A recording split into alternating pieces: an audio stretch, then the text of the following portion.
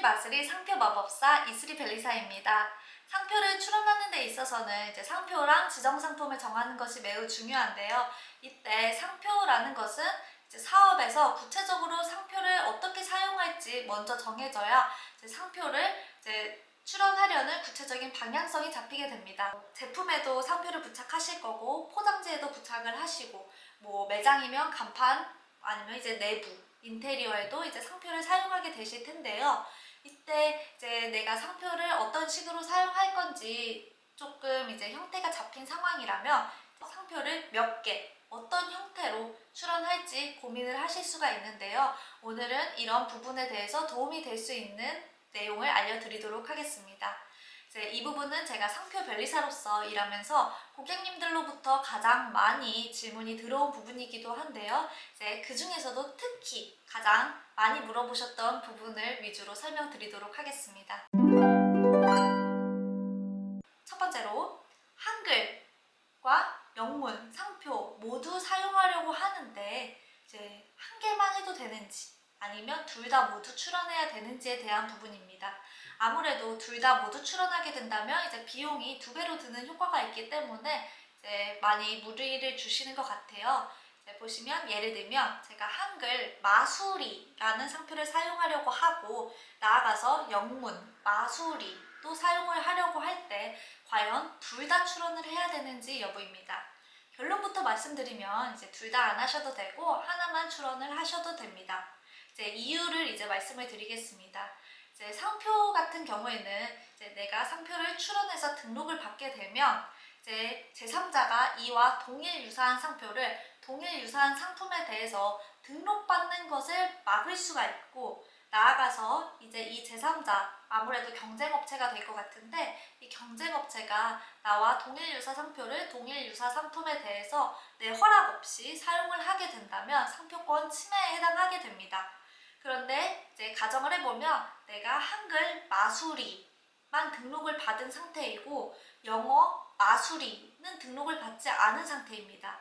이때 제3자가 이 영어 마수리에 대해서 상표를 등록할 수 있는 가능성이 있거나 사용할 수 있는 가능성이 있다면 영어까지도 등록을 내가 받아야겠죠.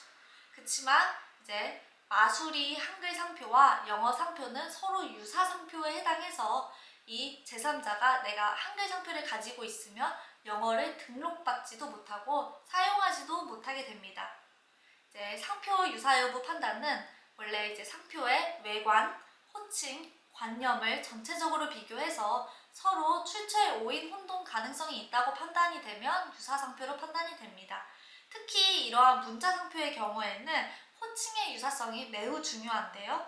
이제 근데 마수리, 영어 마수리 모두 호칭이 마수리로 동일하죠. 그래서 이 둘의 상표는 호칭이 완전히 동일해서 서로 유사 상표로 판단이 됩니다.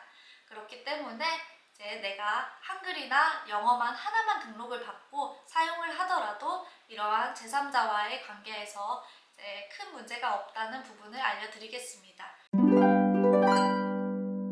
두 번째는 이제 로고를 사용하는 경우예요. 로고도 상표로 되게 많이 사용을 하시죠. 각종 예쁜 도형들도 많이 이제 결합이 되어 있는데 이 로고와 내가 문자를 결합해서 같이 사용을 하기도 하지만 로고 따로도 사용을 하고 이제 문자 따로도 사용을 할 때 도대체 어떻게 출원을 해야 되냐는 겁니다.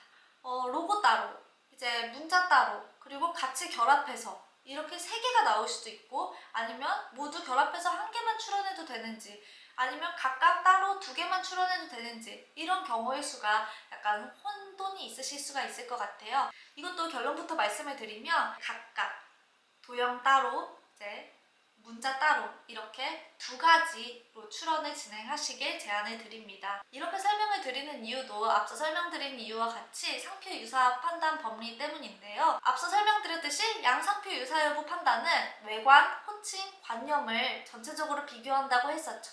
그러면서 문자 상표는 호칭이 조금 중요하다라고 했었는데 이러한 로고, 도형 상표의 경우에는 외관이 좀 중요합니다. 즉 외관이 권리 범위를 형성하는 데 중요한 역할을 하기 때문에 이 문자와 결합해서 같이 출원을 할 경우에는 이 로고, 도형 부분에 대한 권리 범위가 다소 협소해지는 면이 있습니다.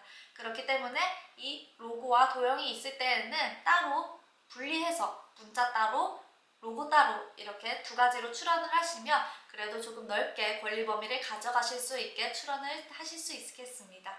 오늘은 상표를 사업에서 사용하실 구체적인 형태를 고려해서 상표 출원을 진행하는 방향성에 대해서 설명을 드렸는데요.